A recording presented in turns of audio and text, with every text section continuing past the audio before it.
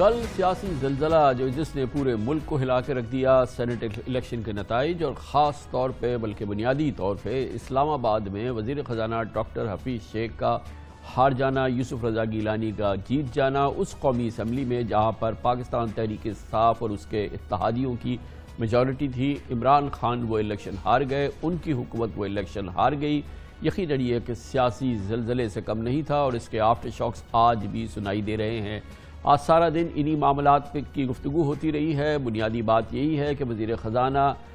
پوری حکومتی کوششوں کے باوجود یوسف رضا گیلانی سے پی ڈی ایم کے امیدوار سے الیکشن ہار گئے۔ الیکشن کے نتائج مجموعی طور پہ شاید اتنے شاکنگ نہیں پاکستان تحریک انصاف اور اس کے اتحادیوں کے لیے جتنا کہ اسلام آباد میں حفیظ شیخ کا الیکشن ہار جانا۔ سینٹ کی 48 نشستوں پر ہونے والے الیکشنز کے بعد 100 اراکین پر مشتمل نئے ایوان میں اپوزیشن کے 53 اور حکمراں اتحاد کے 47 اراکین ہو گئے ہیں۔ پی ٹی آئی نے 18 نشستوں پر کامیابی حاصل کی اور اب وہ مجموعی طور پہ 26 نشستوں کے ساتھ سینٹ پہ سنگل لارجسٹ پارٹی بن گئی ہے، جبکہ اس کے ساتھ اتحاد میں بی اے پی کی 12، ایم کیو ایم پاکستان کی 3، پی ایم ایل کیو کی 1 اور گرینڈ ڈیموکریٹک الائنس کی بھی 1 سیٹ ہے، جبکہ 4 آزاد امیدوار بھی ان کے ساتھ بتائے جاتے ہیں۔ دوسری جانب اپوزیشن اتحاد میں پیپلز پارٹی کی اب 20 سیٹ ہو گئی ہیں، نون لیگ کی 18، جے یو آئی ایف کے 5، عوامی نیشنل پارٹی کی 2، بی این پی مینگل کی 2، پختونخوا ملی عوامی پارٹی کی 2، نیشنل پارٹی کی 2 نشستیں شامل ہیں، جبکہ 2 آزاد امیدوار بھی اپوزیشن کے ساتھ بتائے جاتے ہیں۔ اب اپوزیشن کا اگلا ہدف یوسف رضا گیلانی کو سینٹ کا چیئرمین منتخب کرانا ہے، گو کہ ابھی تک پی ڈی ایم کا اس سلسلے میں کوئی باقاعدہ اجلاس نہیں ہوا ہے، باقاعدہ اعلان پی ڈی ایم کی جانب سے نہیں ہوا ہے کہ سینٹ چیئرمین کے لیے یوسف رضا گیلانی ہی ان کے امیدوار ہوں گے، لیکن شاید یہ ایسا ہی ہونے جا رہا ہے۔ لیکن یہ نتائج اور یہ الیکشن، سینٹ الیکشن، ان تمام امور پہ بات کریں گے۔ ہمارے ساتھ موجود ہیں الیکشن اور خاص طور پہ پارلیمنٹری امور کے بہت ہی ممتاز نامور اور تجربہ کار صحافی ہیں۔ ہمارا ممتاز پروگرام ہے، اس کو ہوسٹ بھی کرتے ہیں اختلافی نوٹ کو، جناب حبیب اکرم ہمارے ساتھ موجود ہے۔ بہت بہت شکریہ حبیب اکرم صاحب۔ کیا یہ کہنا مناسب ہے کہ ہمارا یہ جو الیکشن سینٹ الیکشن ہوا اس کے مجموعی نتائج اتنے شاکنگ نہیں ہیں پی ٹی آئی کے لیے، عمران خان کے لیے، جتنا کہ اسلام آباد میں ان کا الیکشن حفیظ شیخ کا الیکشن ہار جانا گو کہ وہ ایک سب پہ بھاری ہے، لیکن بہرحال مجموعی نتائج شاید اتنے شاکنگ نہیں ہے؟ یہ بات کہنا درست ہے یا کہ یہاں پر بھی ایسی بات نہیں ہے، اس میں بھی کافی نقصان ہوا ہے پی ٹی آئی کو؟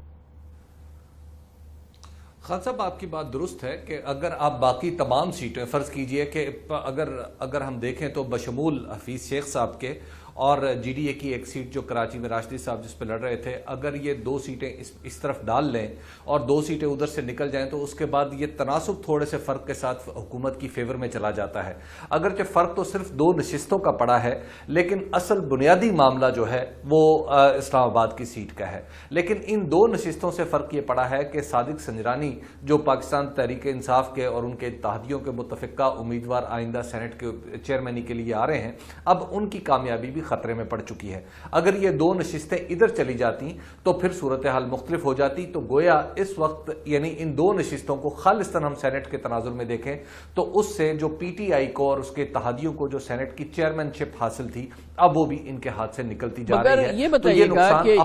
یہی صادق سنجرانی ان لوگوں کو کیا آپ جواب دیں گے جو کہتے ہیں کہ یہی صادق سنجرانی اس سے کہیں بڑی اکثریت کو ڈیفیٹ کر دیا تھا انہوں نے جب ان کے خلاف عدم اعتماد کا ووٹ پیش ہوا تھا اور اسی اپوزیشن کی جانب سے پیش ہوا تھا، تو اب تو ان کے نمبر اس امتحان سے کہیں زیادہ بہتر ہیں، تو اب کیوں یہ بات یقینی انداز سے آپ کہہ رہے ہیں کہ وہ ہار جائیں گے یا ان کے ہارنے کے امکانات بہت وسیع ہیں؟ دیکھیے صادق سنجرانی صاحب کو کامران خان صاحب اس وقت کچھ ایسی قوتوں کی امداد بھی حاصل تھی جو اس وقت انہیں نہیں رہی۔ مثال کے طور پہ پیپلز پارٹی اس وقت ان کے ساتھ تھی اور پاکستان مسلم لیگ نون ان کے مخالف تھی۔ اسی طرح پاکستان تحریک انصاف ان کے ساتھ تھی، وہ بدستور موجود ہے، اور پھر خود ان سیاسی جماعتوں کے اندر نقب بھی لگی تھی اور کم از کم 15 جو لوگ تھے انہوں نے ووٹ صادق سنجرانی کو ڈال دیا تھا، اور بعد میں ان کی جماعتیں سراغ لگاتی رہیں کہ کیسے وہ ووٹ ڈالا گیا اور کہاں سے وہ لوگ کہاں گئے اور وہ تو 15 تھے نا، اب اگر 4-5 کی نقب پڑ جائے تو وہ کام تو وہ ہو جائے گا۔ خان صاحب بالکل کام ہو جائے گا، لیکن اس کے بعد آپ یہ دیکھیے کہ جب ہم نے ایک اخلاقی پرنسپل بڑے طویل عرصے کے بعد ہم نے دیکھا کہ 2000 کے یعنی ہم یہ جب 2000 سے آنورڈ 2008 سے آنورڈ دیکھ رہے ہیں، تو ہم نے جب صادق سنجرانی کو 3 سال پہلے چیئرمین سینٹ بنایا تو اس کے نتیجے میں ہم نے ایک اخلاقی پرنسپل کمپرومائز کیا، ہم سب نے کیا، اس میں تو خود کو بھی قصوروار سمجھتا ہوں کہ اس وقت ہمیں آواز اٹھانی چاہیے تھی کہ کچھ لوگ ایسے ہیں جو بک سکتے ہیں اور خریدے جا سکتے ہیں۔ اس کے بعد پھر جو سلسلہ چلا تو اب نوبت یہاں تک پہنچ چکی ہے خان صاحب کہ ہمارے اس وقت پورے کا پورا ملک 15 لوگوں کے خریدے جانے یا بیچے جانے کی یا بک جانے کی وجہ سے ہمارے پورے ملک میں اس وقت ایک کوشچن مارک لگ چکا ہے اس کے استحکام کے اوپر۔ اور اب اگر یہ 15 لوگ، اگر 4-5 لوگ ہم وہاں پہ نقب لگا لیں اور پھر پرسوں جب وزیر اعظم اعتماد کا ووٹ لے لیں اور وہ ایک دفعہ پھر 180 ممبر پورے کر دیں، تو یہ پتہ چلے گا ہمیں کہ 15 لوگ ایسے ان میں ہیں جو پہلے کسی وجہ سے بک گئے تھے، اب کسی وجہ سے خرید لیے گئے ہیں۔ تو ہم نے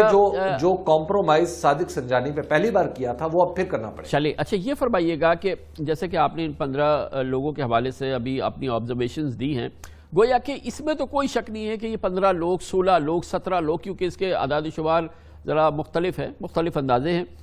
کہ یہ نظریات یا اپنے ضمیر کی بنیاد پہ انہوں نے چھپ کے حفیظ شیخ کے خلاف ووٹ نہیں دیا۔ وجہ وہی ہے جو آپ نے بیان کی ہے، اس میں کوئی شک نہیں ہے، ان کو ایسی آفرز ملی جو کہ وہ ریفیوز نہیں کر سکے۔ خان صاحب ایک تو دیکھیے اس کا اب ہمارے پاس ڈاکیومنٹری ایویڈنس موجود ہے، ایک ویڈیو کی صورت میں جس میں علی حیدر گیلانی ووٹ ضائع کرنے کا طریقہ بتا رہے ہیں، اور ایک آڈیو کی صورت میں جس میں کروڑوں روپے کے لین دین کی بات ہو رہی ہے۔ یہ ایسے ثبوت ہیں جو میرا خیال ہے کہ کافی ہیں ہماری پولیٹیکل اینگل سے۔ ہم نے اس کو لیگل مسئلہ محض نہیں ہے، یہ ایک پولیٹیکل مسئلہ ہے جو دراصل یوسف رضا گیلانی کی جیت کو دھندلا دیتا ہے۔ اور یوسف رضا گیلانی کے جو لوگ تھے 160 لوگ تھے، اور خود کل ایک سابق صدر آصف علی زرداری نے کہا کہ ہم نے 20 لوگوں کا ارینجمنٹ کیا تھا۔ تو گویا 20 لوگوں کا ارینجمنٹ کیسے ہوا تھا؟ کیا انہیں محض محبت میں، پیپلز پارٹی کی محبت میں آ گئے تھے وہ، یا یک ان کا ضمیر جاگ گیا تھا جو اب تک بھی سویا ہوا ہے کہ وہ سامنے آ کے اتنے دلیر لوگ ہیں جو پولیٹیکل لوگ ہیں کہ وہ سامنے آ کے یہ نہیں بتا سکتے کہ ہاں ہم وہ لوگ تھے جنہوں نے اپنی پارٹی میں یہ بات کی اور پھر ہم نے اپنی بعد میں ہم نے دوسری طرف ووٹ ڈالا۔ صورتحال یہ ہے خان صاحب، کچھ لوگ ایسے ہیں، مثال کے طور پہ میں آپ کو ایک مثال دے سکتا ہوں۔ وہ مثال یہ ہے کہ جب وزیر اعظم عبدالحفیظ شیخ کی کیمپین چلا رہے تھے تو اس وقت طاہر صادق صاحب جو اٹک سے ایم این اے ہیں اور ان کے وزیر اعظم کے ساتھ کافی اختلافات ہیں، کیونکہ وزیر اعظم کے جو ایک معاون خصوصی ہیں امین صاحب، ملک امین صاحب، وہ ان کی سیاسی رقابت ہے وہاں، ملک امین اسلم کی سیاسی رقابت ہے اٹک میں۔ جب طاہر صادق کو بلایا گیا تو وزیر اعظم نے انہیں کہا کہ میری آپ کے ساتھ کچھ رنجشیں ہیں، تو میری درخواست یہ ہے کہ اس وقت ان رنجشوں کو بالائے طاق رکھتے ہیں تو آپ ووٹ عبدالحفیظ شیخ کو دیجیے گا۔ طاہر صادق صاحب نے کہا کہ مجھے افسوس اس بات کا ہے کہ آپ نے صرف ان رنجشوں کی وجہ سے سمجھ لیا کہ میں ووٹ اب پارٹی پالیسی کے اگینسٹ ڈالوں گا۔ میں پارٹی کے اندر رہ کے تو آپ سے لڑ سکتا ہوں، لیکن یہ ووٹ جو ہے یہ آپ کی امانت ہے، یہ حفیظ شیخ کو ہی جائے گا۔ کیا ایسے لوگ مزید نہیں ہو سکتے تھے؟ اور بھی لوگ ہیں جنہیں میں پرسنلی جانتا ہوں جنہوں نے وزیر اعظم کو کہا کہ وزیر اعظم آپ کی پالیسیوں سے ہمیں اختلاف ہے، لیکن آپ ووٹ کے لیے جب آپ نے ہمیں کہا ہے تو ہمیں شرمندگی محسوس ہو رہی ہے کہ آپ ہم پہ شک کر رہے ہیں۔ تو لیکن وہ جو 15 لوگ ہیں جو یک تو پہلے پی ٹی آئی کے اندر تھے اور پھر اچانک ان پر انکشاف ہوا کہ وہ یہ ہوا، حبیب اکرم صاحب معاف کیجیے گا مخل ہوا ہوں، کہ یہ جو 15 لوگ ہیں یقیناً کیونکہ یہ جو کنسیڈریشنز ہیں آپ نے بتائی ہے اس کے تحت انہوں نے ووٹ دیا ہے، تو ان میں اتنی ہمت تو نہیں ہے کہ کل یا پرسوں جو ہے وہ کھڑے ہو جائیں فلور پہ اور کہیں کہ جی کہ ہم نظریاتی طور پہ عمران خان کے خلاف ہیں اور ہم نے ووٹ دیا ہے، اور اپنے آپ کو سیاسی طور پہ شاید امر کر لیں۔ ایسا تو نہیں ہونے والا نا؟ ایسا تو نہیں ہونے والا، لیکن خان صاحب آپ ذرا دیکھیے، آپ نے جو آپ نے بات بھی کی تھی کہ وزیر اعظم کو اب چاہیے کہ ایک دوسری لائن بھی لے سکتے ہیں۔ اب وزیر اعظم یہاں پہ اعتماد کا ووٹ لے لیں، لیکن خان صاحب یہاں پہ ایک کوشچن بدستور رہے گا کہ ان 180 لوگوں میں اگر وہ 15 لوگ واپس آ جاتے ہیں، یا ان 172 لوگوں میں اگر وہ 7 لوگ واپس آ جاتے ہیں، 172 ووٹ جو کم از کم وزیر اعظم کو اعتماد کے ووٹ کے لیے چاہیے، تو ان میں کم از کم 7 لوگ ایسے ہوں گے جن کے ضمیر جو ہیں ان کے بارے میں،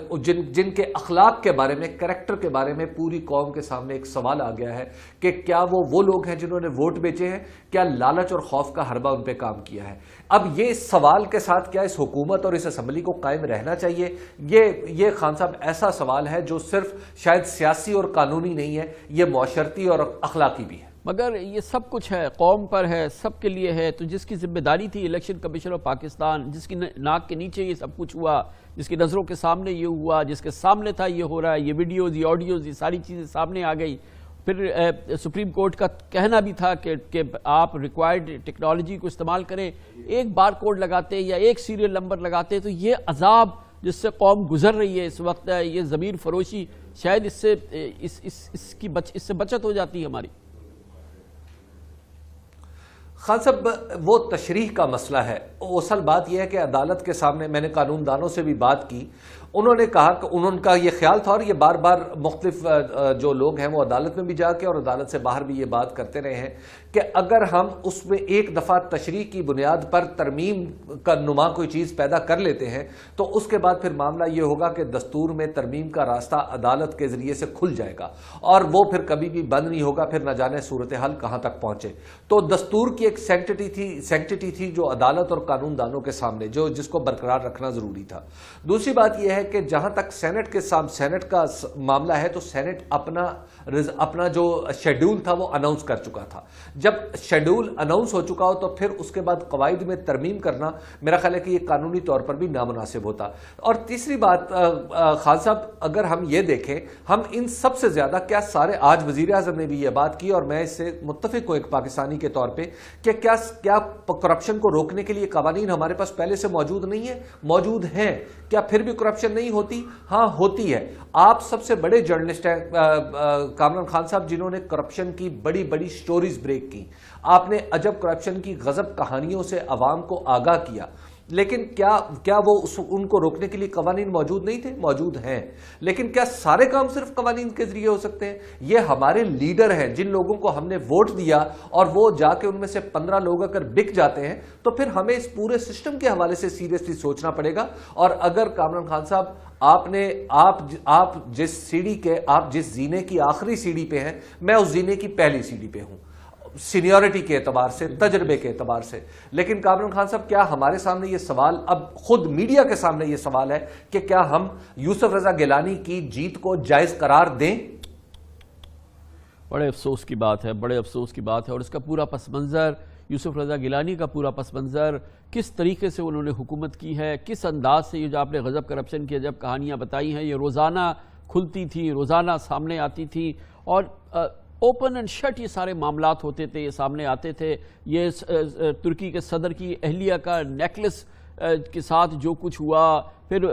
آصف زرداری صاحب کے سوئس اکاؤنٹس کے حوالے سے جو کچھ ہوا، پھر اس حکومت کے دوران، جو ان کی حکومت کے دوران مسلسل ہوتا رہا، وہ سب ہم نے اپنی نگاہوں سے دیکھا، اور کسی کے ماتھے پہ ایک شکن نہیں پڑی۔ کل جب وہ ووٹ دینے جا رہے تھے یوسف رضا گیلانی صاحب کو، افسوس اور صد افسوس کے علاوہ کچھ نہیں کیا جا سکتا۔ ابھی بکرم صاحب، یہ بالکل ایسا لگتا ہے کہ اب